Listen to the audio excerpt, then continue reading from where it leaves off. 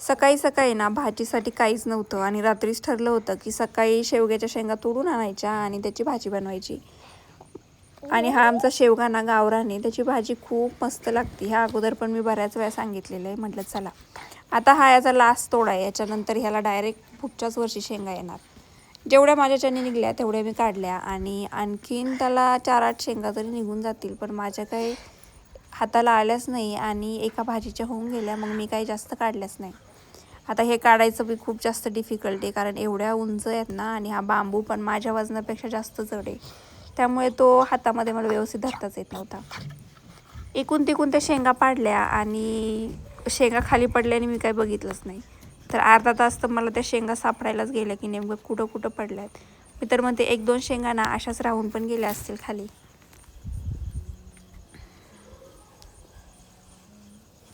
तेच ते मी सगळे शोधत होते की कुठे कुठे पडल्यात, कुठे कुठे नाही. काही सापडल्या आणि 1-2 शेंगा तर सापडल्याच नसतील, पण जेवढ्या सापडल्या तेवढ्याच्यात एक आरामात भाजी होऊन जाईल. आता बऱ्याचशा शेंगा निवडून गेलेल्या आता, कारण काय ह्यांना टाईम पण नाही आहे तोडायला. एवढी कामं आहेत शेतामध्ये की जेवढं होईल, जे होईल ते होईल आणि जे राहील ते राहील असं असतं. त्यामुळं चला म्हटलं की आज आपण नंबर लावूया आणि शेंगा तोडून घेऊ आणि त्याची मस्तपैकी शेवग्याच्या शेंगाची भाजी बनवू.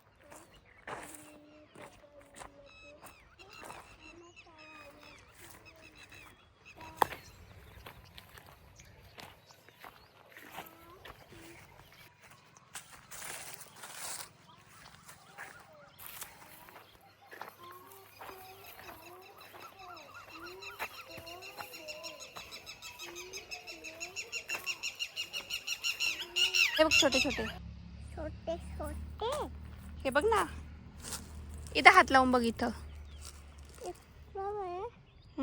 तोडायचं नाही फक्त, तोडायचं नाही फक्त. कसे खायचे एवढे छोटे नाही खायचे. मग माझं तोडले असे तुटलं ना ते थोडेसे थोडंसे खायचं नाही ते. हे बघ इशू इथं खाली किती पडले छोटे छोटे. हे बघ गळाले. हे बघ.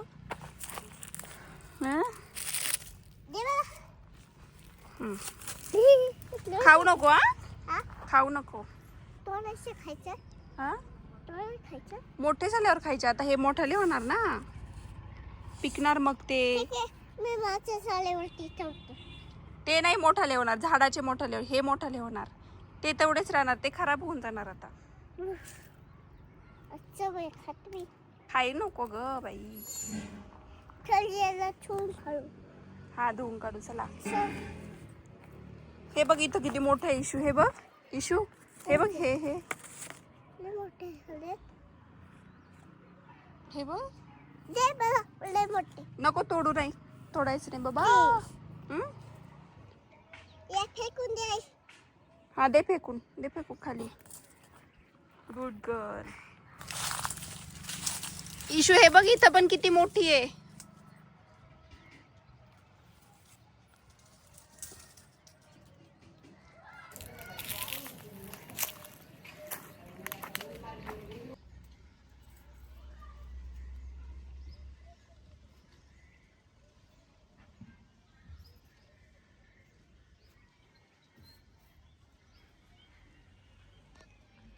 हे इथं वरती नारळाचं झाड आहे आणि ह्याच्या इथं सावली पण असते आणि सावली पण असते. इथं पाणी पण असतं रोज रोज. इथं टाकतो पाणी, म्हणजे त्यामुळं म्हटलं चला.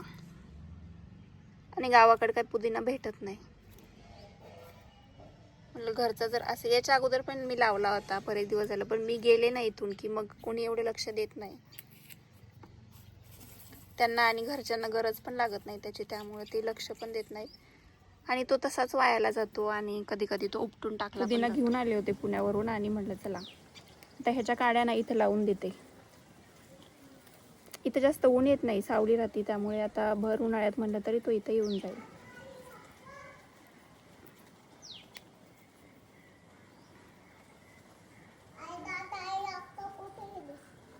अक्का रानात गेले बाळा. हे बघ मी काय लावते, हे बघ बघ काय हे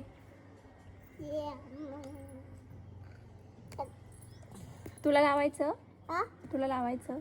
हे बघ असं असं लावायचं, इथं असं खोसायचं याच्यामध्ये. ते काय लागते दर बस इथं ये,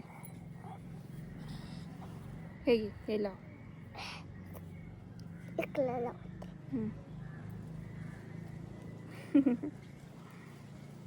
लागलं का? हॅलो गो. ओ छान लावती गो तू, हा आता हुशार झाली गो तू, है ना? कोणचे खेळ थांब मी देते, ही वाली घे.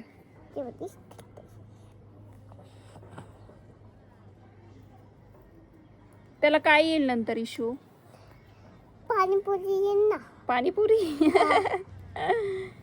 पाणीपुरी नाही येत, त्याचं पाणी बनवायचं पाणीपुरीसाठी. हा तेच म्हणते ना पोरगी. तेच म्हणते पोरगी. हा हे फुलं फुलं नाही येत ते. मग कोणची येत आहे? ह्या काड्या येतात, ह्या लावायच्या, मग याला पुदिना येतो. कुटीना पुदिना. कुटीना बाय. मग त्याचं ना पाणीपुरी बनवायची आपण, पाणीपुरीसाठी पाणी बनवायचं. तुला आवडते ना पाणीपुरी? हा मग कोणची खेळ मी? कोणती पण घे तू. और कोणची खेळ जे खेळते? हे घे, हे घे. याला चालेल इकडे लावायचं. ओके. ते नाही इकडे लावायचं, इकडे जागा ना.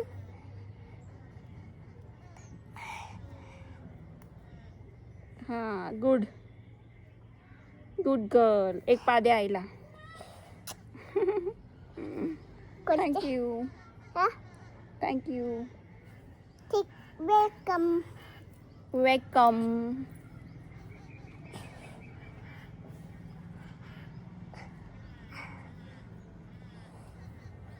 कोणती खेळ? झाला आता बस. नाही बस दे. हे घे.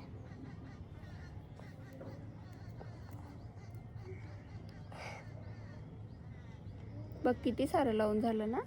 हा मग काय, मग कोणची खेळ मी? आता फिनिश. आता उठ. Happy Holy. नको करू, खराब होऊन जाईल. नको करू बाळा.